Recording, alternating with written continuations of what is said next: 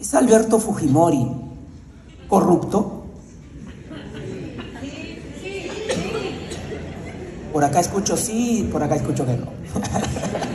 Bueno, voy a citar a un abogado, que creo que es de esta tierra, que fue el abogado del señor Alberto Fujimori. En un tuit, ¿no?, en esta nueva red X, como ahora se denomina, cuestionó que a su cliente, al expresidente Alberto Fujimori, lo tildaran de corrupto, porque él indicó que la condena que él había recibido fue por el delito de peculado. Y textualmente lo dice así: la condena fue por peculado en un caso de CTS a Montesinos, en el que Alberto Fujimori encontró 15 millones de dólares y los devolvió al Tesoro Público. Jamás se le procesó o condenó por recibir sobornos, que ese es el delito de corrupción, concluye el señor abogado. Lo cual me conlleva a pensar, ¿realmente en nuestro país hay un problema de conceptualización de lo que tenemos que entender por corrupción? Porque si seguimos la línea de este distinguido abogado, tendríamos que observar el Código Penal y ubicarnos en lo que establece el título 18º del Código Penal, de delitos contra la administración pública, en el capítulo 2, delito cometido por funcionarios públicos, y ver de que, claro, hay una sección 4ª que se conoce como corrupción de funcionarios. Si ubicamos en esa sección 4ª, corrupción de funcionarios, vemos que en la sección anterior, en la sección 3, está el delito de peculado. Y si seguimos lo que el señor abogado nos está indicando a través de la formación de la opinión jurídica, a través del internet, probablemente quienes no son abogados, quienes no están en el día a día, en el estudio, en las aulas del derecho, seguramente coincidirán con él. El delito de peculado está por acá y el delito de corrupción de funcionarios, que es el delito de cohecho y otros, está por acá. Entonces yo creo que tenemos que aprender a definir qué es la corrupción. El Banco Mundial dice: uso del cargo público en beneficio propio. La OCDE: abuso del cargo en el sector público para beneficio personal. Transparencia Internacional: mal uso del poder encomendado en beneficio propio.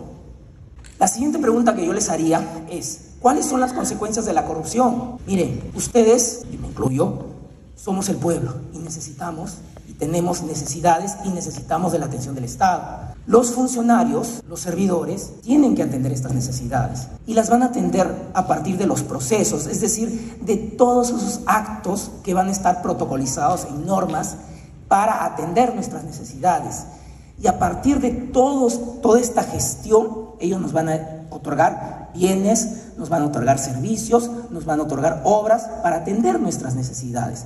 Demandamos salud, habrá una infraestructura hospitalaria. Demandamos seguridad, habrá mayor policía ahí en las vías para que puedan prevenir la inseguridad. Pero ¿qué es lo que pasa si es que no se cumple con esas finalidades que tiene el Estado? Es decir, de atender nuestras necesidades.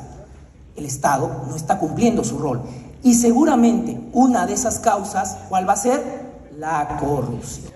Es por eso que el derecho penal interviene. Es por eso que el derecho penal interviene para reducir, para mitigar que se presenten actos de corrupción en la prestación de servicios que tiene que realizar el Estado hacia los ciudadanos.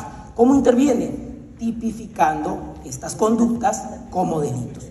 Por lo tanto, aterrizamos ya a la pregunta con la cual yo había iniciado este tema, es decir, si Alberto Fujimori es corrupto, porque él fue condenado por un delito de peculado, ¿no? Entonces la pregunta a continuación sería: ¿el peculado es un delito de corrupción? Entonces analicemos la sentencia por la cual Alberto Fujimori fue condenado por peculado. Y ustedes la pueden encontrar en el internet, es la sentencia del 20 de julio del 2009.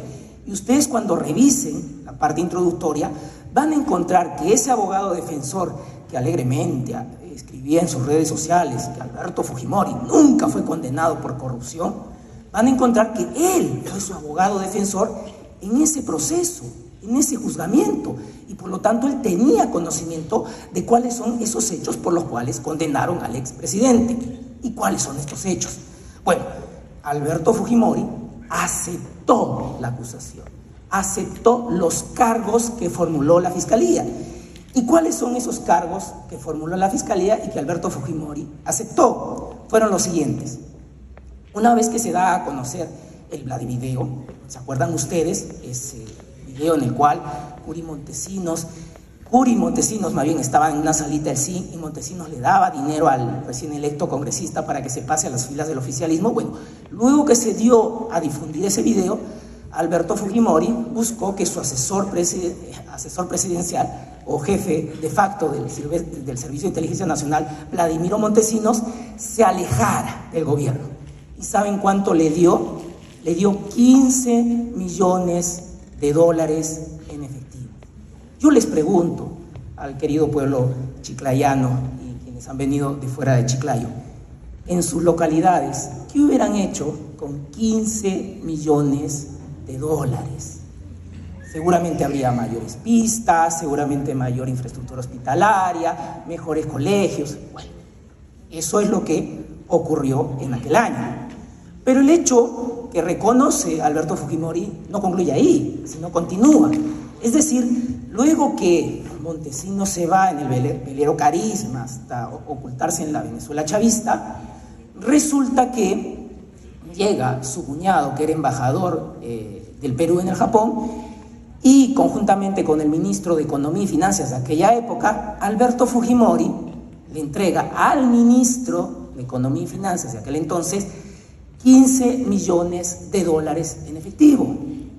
Entonces, yo les pregunto, ¿de cuánta cantidad de dinero estamos hablando? ¿Solamente los 15 millones de dólares que le dio a Montesinos y Montesinos se los llevó? ¿O estamos hablando de 15 millones más que Fujimori tenía para entregarle al ministro de Economía y Finanzas y que éste lo ingresara al Tesoro Público? Y en efectivo, entonces estamos hablando ¿de cuánto? De 30 millones de dólares. Y yo les pregunto, en sus localidades, en las ciudades en las cuales ustedes residen, con 30 millones, ¿qué hubieran realizado las autoridades de sus localidades? Hospitales, pistas, colegios, en fin. Entonces, cuando a mí, al año 2024, me dicen dinero en efectivo, en maletas, en mochilas, en tapers, en bolsas, por favor, vamos viendo de que hay un legado que viene desde hace muchos años en la cual la corrupción tiene estos patrones precisamente para poder esconder estas entregas de dineros que se realizan.